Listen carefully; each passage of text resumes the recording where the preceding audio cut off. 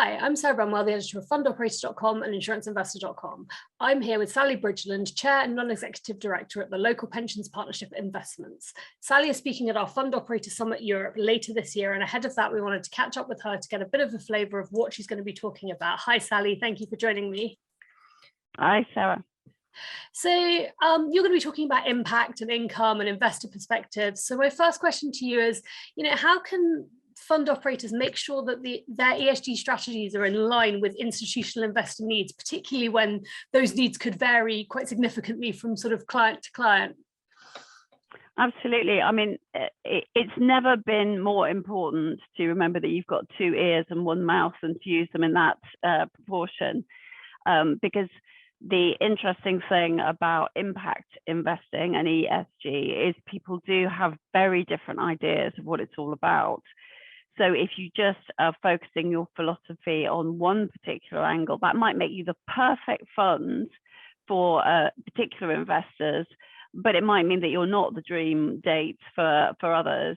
So actually making sure that you're clear in articulating it is going to be really important, and also having the evidence to back it up. Great. And, what is the sort of role of data here? And can people get too bogged down in data? And what are some of the challenges and risks that fund operators perhaps need to be aware of when it comes to thinking about ESG data? Yeah, I think the reality is that there's an awful lot of data out there already, but there's an awful lot of data that isn't there. And so it's quite often being used as an excuse or a reason why this is too difficult, why we can't prove everything. And much as I love maths, I'm a mathematician by training. I suppose my big encouragement would be, don't make a meal out of the maths here. It's really important to be very clear why you're using the data. Largely, the kind of data that we've got at the moment is backwards looking. So it's going to be great at helping you show how progress might have been made against certain metrics, but it's not really measuring the world that we're investing in the future. Its predictive power isn't going to be as strong because we just weren't investing like that before. These things weren't important to us. So being very selective about the metrics that actually suit the product, the funds, and really the stories that you need to tell about those to make them compelling investments, whether it's to retail investors or institutional investors, that's going to be absolutely key. Now, that might mean that you have to have a range of data available for different customers, and they will have huge expectations of how you can use technology at the flip of a switch to produce reports on any particular impact that they have in mind.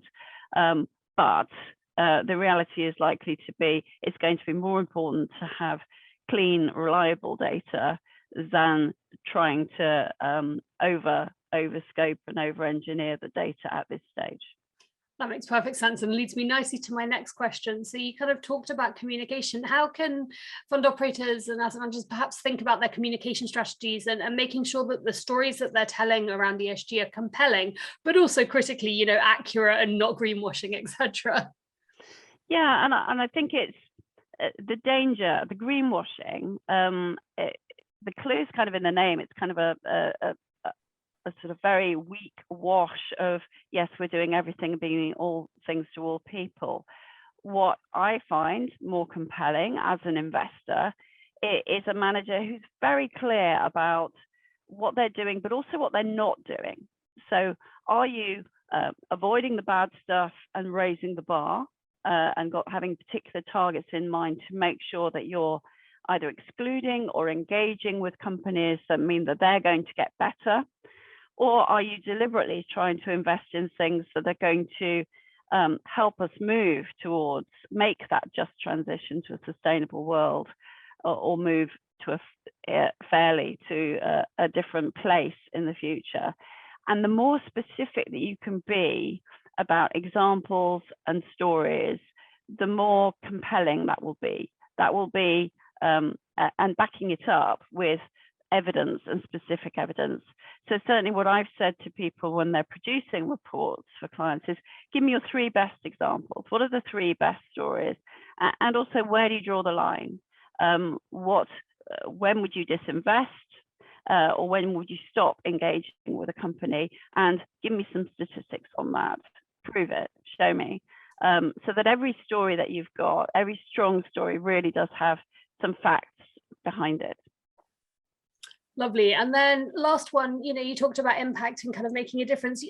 As we move into a world where more and more investors and funds are focused on illiquid investing, how does that change ESG strategies and how we're thinking about kind of getting these green investments right? Yeah, I think there are two things. One is making sure you get in at the right price.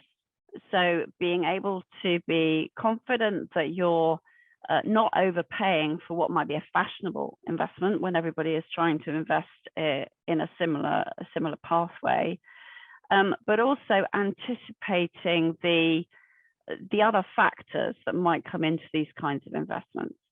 So if you're investing in something like solar panels that actually helps out with your net zero targets demonstrably, making sure that it isn't having a negative impact on the social working, for example, of those who are involved in producing solar panels. So those kinds of examples are really important because you can't necessarily with illiquid investments just sell them. So anticipating those risks, anticipating the things that are currently externalities to companies, but if the path along greater impact investing proceeds, and we've got no reason to believe it won't, that those things might become more and more important. And there's also something that's a bit different from the way that models and the way that we think about investments on liquid investments work, which is you think about the different factors that matter to the values of companies. Actually, when you're on a liquid investment, the factors that matter on their income is actually more important. So some of the things around inflation, around supply chains, those are more important with illiquid investments when investors are actually thinking about what are those cash flows going to look like, and making sure that they are diversified against each other and you haven't got particular concentrations of risks. That's the kind of things that people who are investing in illiquid assets might be more interested in. Lovely, thank you. Well, obviously this has been a bit of a whistle-stop tour, Sally, but I can't wait to hear more from you and also all of our other speakers at our Fund Operations Summit later in the year on this and many, many other operations issues. Fantastic. Yeah, looking forward to it.